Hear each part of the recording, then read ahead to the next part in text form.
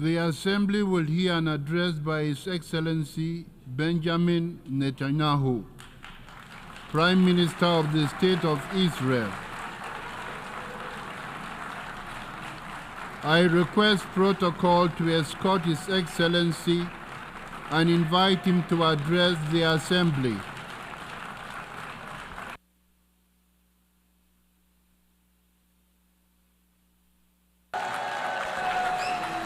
Order, please. Ladies and gentlemen, order.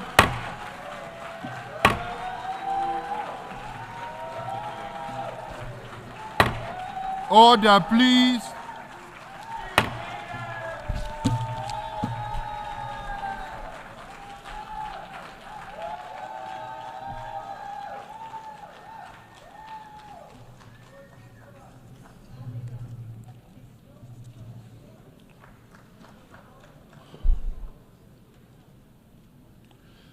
Mr. President,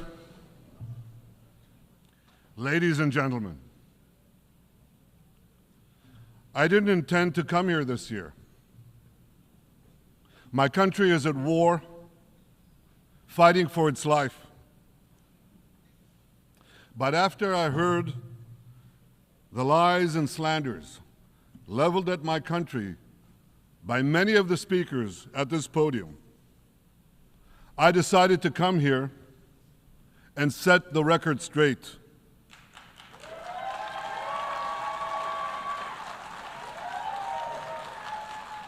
I decided to come here to speak for my people, to speak for my country, to speak for the truth.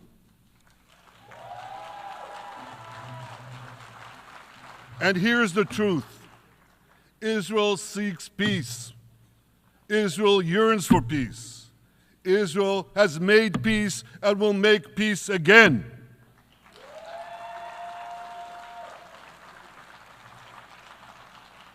Yet we face savage enemies who seek our annihilation, and we must defend ourselves against these savage murderers. Our enemies seek not only to destroy us, they seek to destroy our common civilization and return all of us to a dark age of tyranny and terror.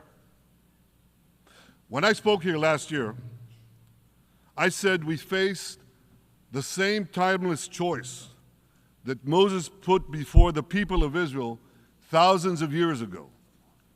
As we were about to enter the Promised Land, Moses told us that our actions will determine whether we bequeath to future generations a blessing or a curse. And that is the choice we face today. The curse of Iran's unremitting aggression, or the blessing of a historic reconciliation between Arab and Jew. In the days that followed that speech, the blessing I spoke of came into sharper focus. A normalization deal between Saudi Arabia and Israel seemed closer than ever. But then came the curse of October 7th. Thousands of Iranian-backed Hamas terrorists from Gaza burst into Israel in pickup trucks, on motorcycles, and they committed unimaginable atrocities. They savagely murdered 1,200 people. They raped and mutilated women. They beheaded men. They burned babies alive. They burnt entire families alive, babies, children, parents, grandparents, in scenes reminiscent of the Nazi Holocaust. Hamas kidnapped 251 people from dozens of different countries, dragging them into the dungeons of Gaza. Israel has brought home 154 of these hostages, including 117 who returned alive. I want to assure you, we will not rest until the remaining hostages are brought home too.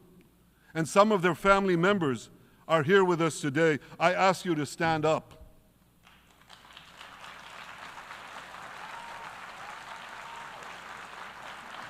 With us is Eli Stevie, whose son Idan was abducted from the Nova Music Festival. That was his crime. A music festival. And these murderous monsters took him.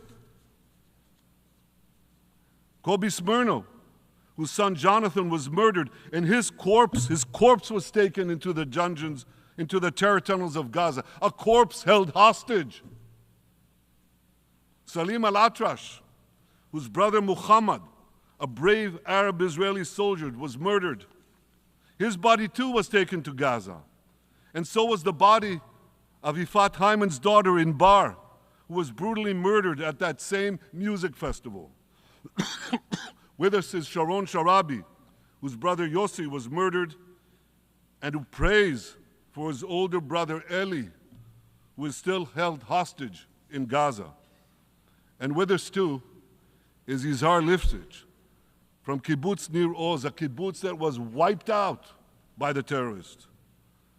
Thankfully, we achieved the release of his mother Yocheved, but his father Oded is still languishing in an underground terrorist hell of Hamas.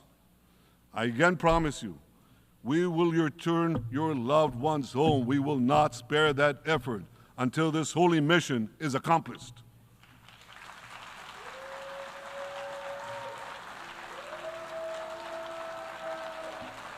Ladies and gentlemen, the curse of October 7th began when Hamas invaded Israel from Gaza, but it didn't end there. Israel was soon forced to defend itself on 6 more war fronts organized by Iran. On October 8th, Hezbollah attacked us from Lebanon. Since then, they fired over 8,000 rockets at our towns and cities, at our civilians, at our children. 2 weeks later, the Iran-backed Houthis in Yemen launched drones and missiles at Israel, the first of 250 such attacks, including one yesterday aimed at Tel Aviv. Iran's Shiite militias in Syria and Iraq have targeted Israel dozens of times over the past year as well. Fueled by Iran, Palestinian terrorists in Judea and Samaria perpetrated scores of attacks there and throughout Israel. And last April, for the first time ever, Iran directly attacked Israel from its own territory, firing 300 drones, cruise missiles, and ballistic missiles at us. I have a message for the tyrants of Tehran. If you strike us, we will strike you. There is no place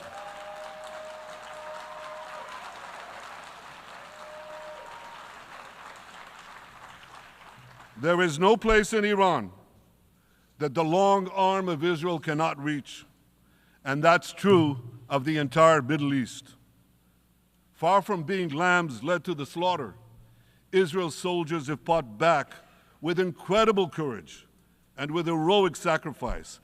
And I have another message for this assembly and for the world outside this hall. We are winning.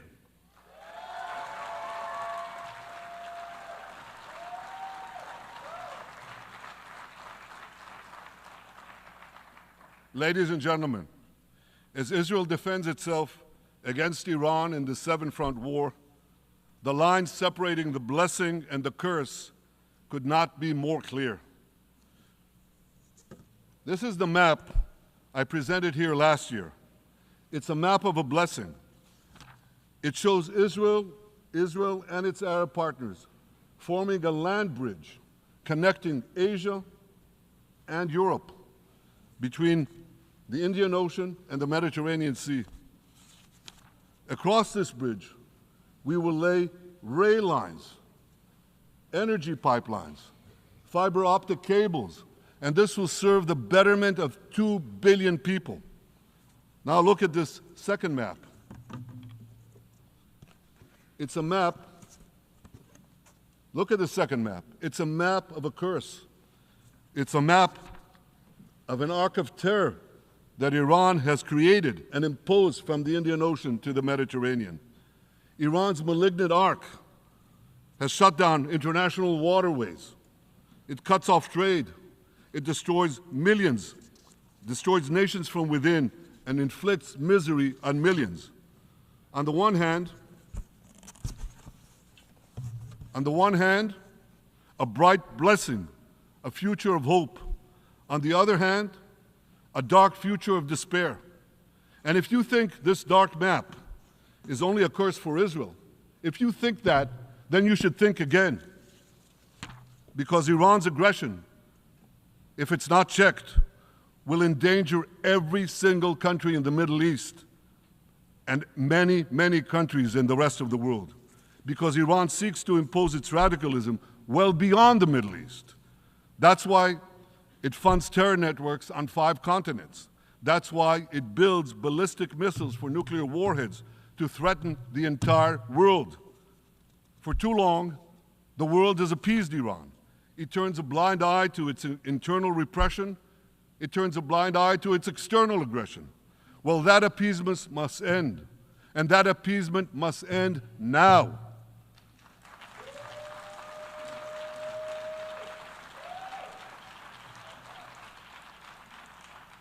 Nations of the world should support the brave people of Iran who want to rid themselves of this evil regime. Responsible governments should not only support Israel in rolling back Iran's aggression, they should join Israel. They should join Israel in stopping Iran's nuclear weapons program. In this body, in the Security Council, we're going to have a deliberation in a few months. And I call on the Security Council to snap back UN Security Council sanctions against Iran, because we must all do everything in our power to ensure that Iran never gets nuclear weapons.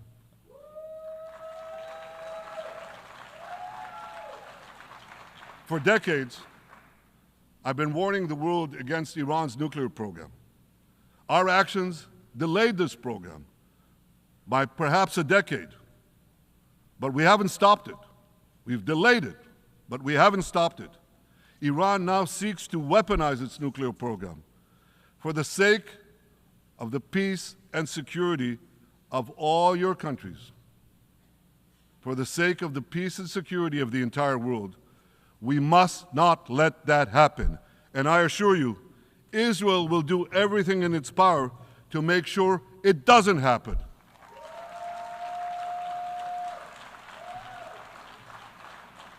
So, ladies and gentlemen, the question before us is simple.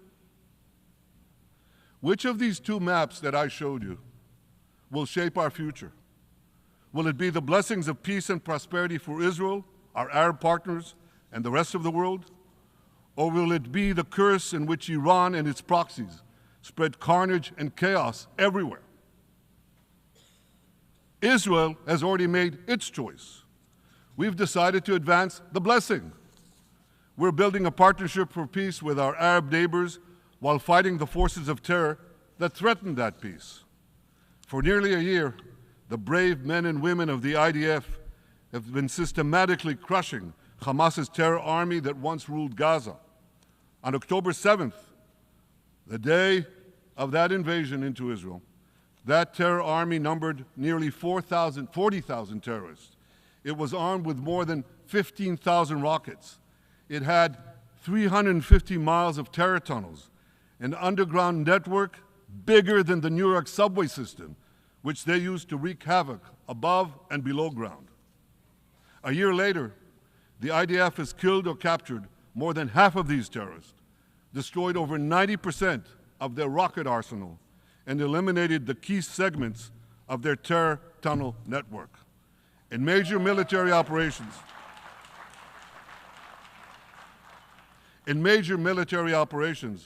we destroyed nearly all of Hamas's terror battalions, 23 out of 24 battalions. Now, to complete our victory, we are focused on mopping up Hamas's remaining fighting capabilities. We are taking out senior terrorist commanders and destroying remaining terrorist infrastructure. But all the while, and I'll say this one more time, we remain focused on our sacred mission, bringing our hostages home, and we will not stop until that mission is complete. Now, ladies and gentlemen, even with Hamas's greatly diminished military capability, The terrorists still exercise some governing power in Gaza by stealing the food that we enable aid agencies to bring into Gaza. Hamas steals the food, and then they hike the prices. They feed their bellies, and then they fill their coffers with money that they extort from their own people. They sell the stolen food at exorbitant prices. And that's how they stay in power.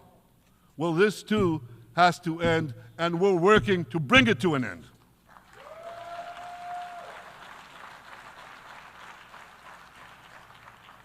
And the reason is simple. Because if Hamas stays in power, it will regroup, rearm, and attack Israel again and again and again, as it is vowed to do. So Hamas has got to go.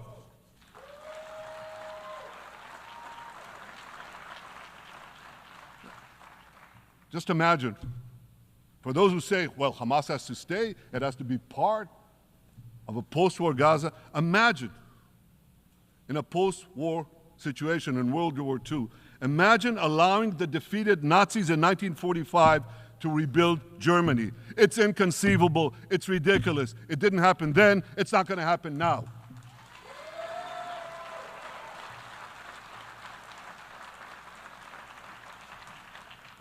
This is why Israel will reject any role for Hamas in a post-war Gaza. We don't seek to resettle Gaza. What we seek is a demilitarized and de-radicalized Gaza. Only then can we ensure that this round of fighting will be the last round of fighting. We are ready to work with regional and other partners to support a local civilian administration in Gaza committed to peaceful coexistence. As for the hostages, I have a message for the Hamas captors. Let them go. Let them go. All of them. Those alive today must be returned alive, and the remains of those whom you brutally killed must be returned to their families. Those families here with us today, and others in Israel, deserve to have a resting place for their loved ones, a place where they can grieve and remember them. This war, ladies and gentlemen, this war can come to an end now. All that has to happen is for Hamas to surrender, lay down its arms, and release all the hostages. But if they don't, we will fight until we achieve victory, total victory. There is no substitute for it.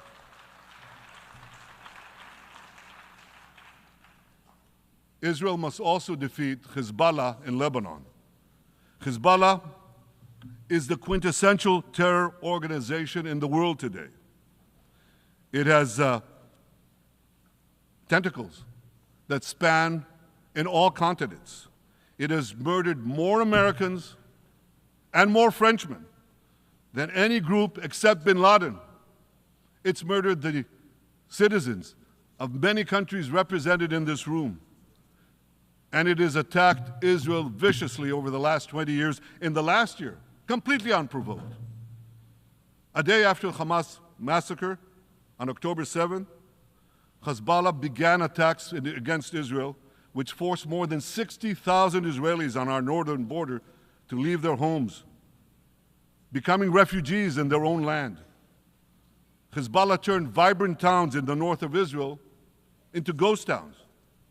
So I want you to think about this in equivalent American terms. Just imagine if terrorists turned El Paso and San Diego into ghost towns. Then ask yourself, how long would the American government tolerate that? A day? A week? A month? I doubt they tolerate it even for a single day. Yet Israel has been tolerating this intolerable situation for nearly a year. Well, I've come here today to say, enough is enough.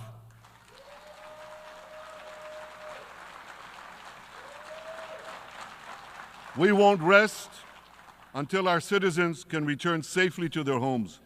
We will not accept a terror army perched on our northern border, able to perpetrate another October 7th style massacre. For 18 years, Hezbollah brazenly refused to implement UN Security Council Resolution 1701, which requires it to move its forces away from our borders. Instead, Hezbollah moved right up to our border. They secretly dug terror tunnels to infiltrate our communities and indiscriminately fired thousands of rockets into our towns and villages. They fire these rockets and missiles not from military sites, not from that. They do that too. But they fire those rockets and missiles after they place them in schools, in hospitals, in apartment buildings, and in the private homes of the citizens of Lebanon. They endanger their own people. They put a missile in every kitchen, a rocket in every garage. I said to the people of Lebanon this week, get out of the death trap that Hezbollah has put you in. Don't let Nasrallah drag Lebanon into the abyss. We're not at war with you. We're at war with Hezbollah, which has hijacked your country and threatens to destroy ours. As long as Hezbollah chooses the path of war, Israel has no choice, and Israel has every right to remove this threat and return our citizens to their homes safely. And that's exactly what we're doing.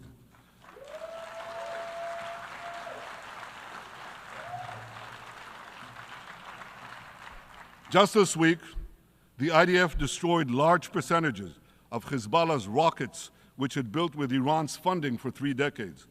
We took out senior military commanders who not only shed Israeli blood, but American and French blood as well. And then we took out their replacements, and then the replacements of their replacements. And we'll continue degrading Hezbollah until all our objectives are met.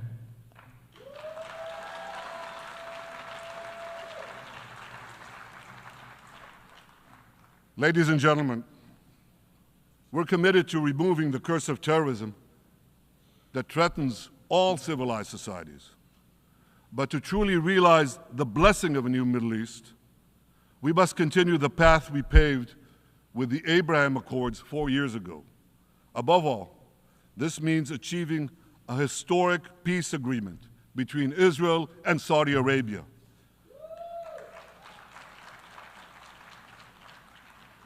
And having seen the blessings that we've already brought with the Abraham Accords, the millions of Israelis who've already flown back and forth across the Arabian Peninsula, over the skies of Saudi Arabia, to the Gulf countries, the trade, the tourism, the joint ventures, the peace, I say to you, what blessings such a peace with Saudi Arabia would bring. It would be a boon to the security and economy of our two countries. It would boost trade and tourism across the region. It would help transform the Middle East into a global juggernaut. Our two countries could cooperate on energy, water, agriculture, artificial intelligence, and many, many other fields. Such a peace, I'm sure, would be a true pivot of history. It would usher in a historic reconciliation between the Arab world and Israel, between Islam and Judaism, between Mecca and Jerusalem. While Israel is committed to achieving such a peace, Iran and its terror proxies are committed to scuttling it. That's why one of the best ways to foil Iran's nefarious designs is to achieve the peace. Such a peace would be the foundation for an even broader Abrahamic alliance. And that alliance would include the United States, Israel's current Arab peace partners, Saudi Arabia, and others who choose the blessing of peace. It would advance security and prosperity across the Middle East and bring enormous benefits to the rest of the world. With American support and leadership, I believe this vision can materialize, and much sooner than people think. And as the Prime Minister of Israel, I will do everything in my power to make it happen. This is an opportunity that we and the world should not let go by.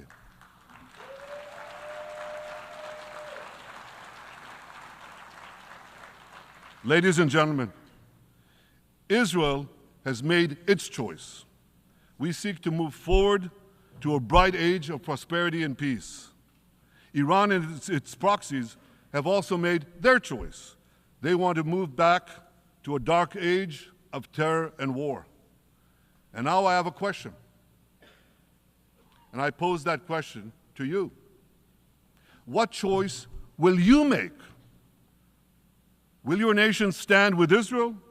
Will you stand with democracy and peace? Or will you stand with Iran, a brutal dictatorship that subjugates its own people, exports terrorism across the globe?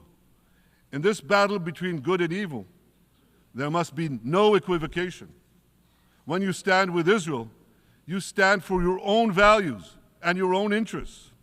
Yes, we're defending ourselves, but we're also defending you against a common enemy that through violence and terror seeks to destroy our way of life. So there should be no confusion about this. But unfortunately, there is a lot of it in many countries and in this very hall, as I've just heard. Good is portrayed as evil, and evil is portrayed as good. We see this moral confusion when Israel is falsely accused of genocide, when we defend ourselves against enemies who try to commit genocide against us. We see this too when Israel is absurdly accused by the ICC prosecutor of deliberately starving Palestinians in Gaza. What an absurdity. We helped bring in 700,000 tons of food into Gaza. That's more than 3,000 calories a day for every man, woman, and child in Gaza. We see this moral confusion when Israel is falsely accused of deliberately targeting civilians. We don't want to see a single person, a single innocent person die. That's always a tragedy. And that's why we do so much to minimize civilian casualties, even as our enemies use civilians as human shields. And no army has done what Israel is doing to minimize civilian casualties. We drop flyers, we send text messages, we make phone calls by the millions to ensure that Palestinian civilians get out of harm's way. We spare no effort in this noble pursuit. We see yet another profound moral confusion when self-described progressives march against the democracy of Israel. Don't they realize they support the Iranian-backed goons in Tehran and in Gaza, the goons who gun down protesters, murder women for not covering their hair, and hang gays in public squares, some progressives? According to the U.S. Director of National Intelligence, Iran funds and fuels many of the protesters against Israel. Who knows, maybe some of the protesters, or even many of the protesters outside this building now. Ladies and gentlemen, King Solomon, who reigned in our eternal capital, Jerusalem, 3,000 years ago, proclaimed something that is familiar to all of you. He said, "There is nothing new under the sun." Well, in an age of space travel, quantum physics, and artificial intelligence, some would argue that's a debatable statement. But one thing is undeniable. There is definitely nothing new at the United Nations.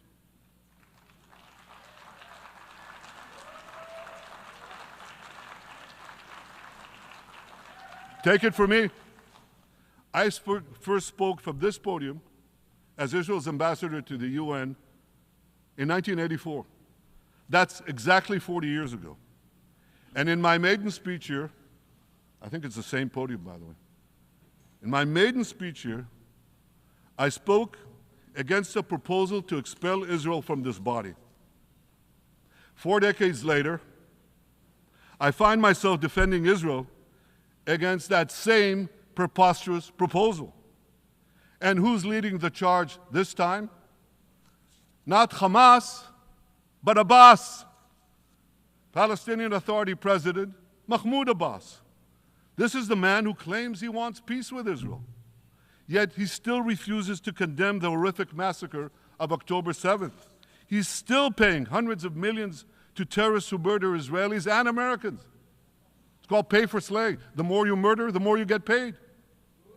And he still wages unremitting diplomatic warfare against Israel's right to exist and against Israel's right to defend itself. And by the way, they amount to the same thing. Because if you can't defend yourself, you can't exist. Not in our neighborhood, certainly, and maybe not in yours.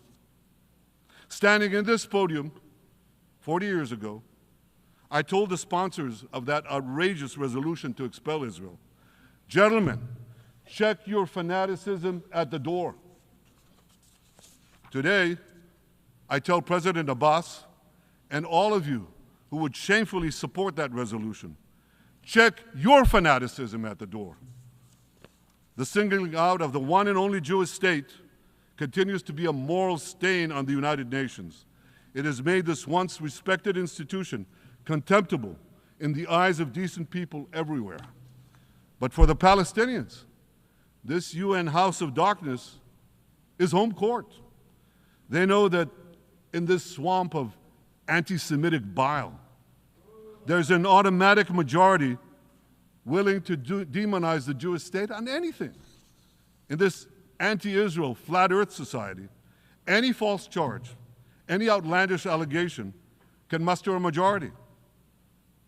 In the last decade, there have been more resolutions passed against Israel in this hall at the UN General Assembly than against the entire world combined. Actually, more than twice as many. Since 2014, this body condemned Israel 174 times. It condemned all the other countries in the world 73 times. That's more than 100 extra condemnations for the Jewish state. What hypocrisy, what a double standard, what a joke. So the UN's hostility.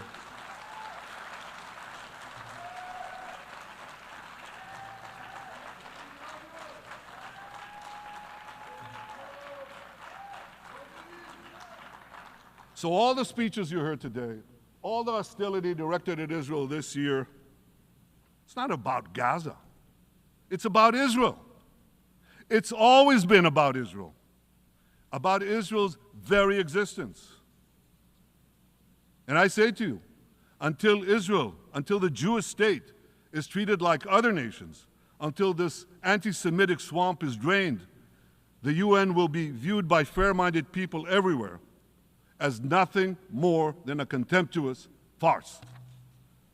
Now, given the anti-Semitism at the UN, it should surprise no one that the prosecutor at the ICC, one of the UN's affiliated organs, is considering issuing arrest warrants against me and Israel's defense minister, the democratically elected leaders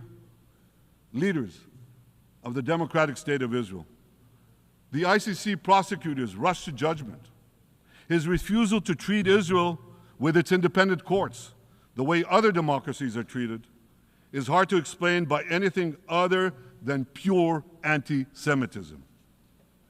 Ladies and gentlemen, the real war criminals are not in Israel. They're in Iran. They're in Gaza, in Syria, in Lebanon, in Yemen. Those of you who stand with these war criminals, those of you who stand with evil against good, with a curse against the blessing, those of you who do so should be ashamed of yourselves.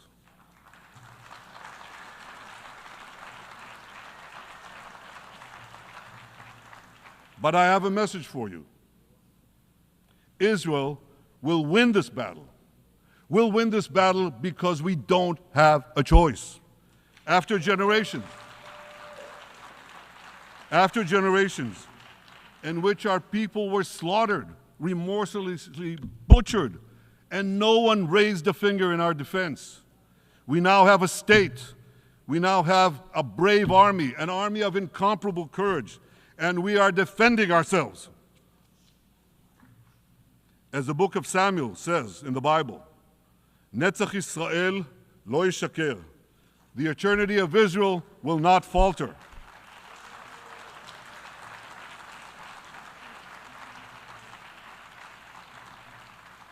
In the Jewish people's epic journey from antiquity, in our odyssey through the tempest and upheavals of modern times, that ancient promise has always been kept, and it will hold true for all time. To borrow a great poet's phrase, Israel will not go gently into that good night. We will never need to rage against the dying of the light, because the torch of Israel will forever shine bright.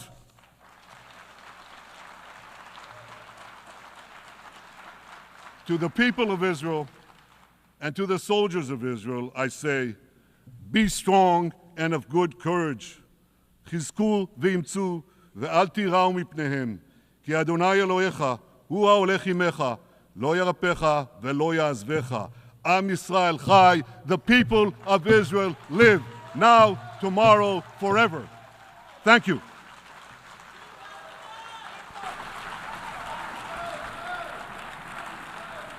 On behalf of the Assembly, I wish to thank the Prime Minister of the State of Israel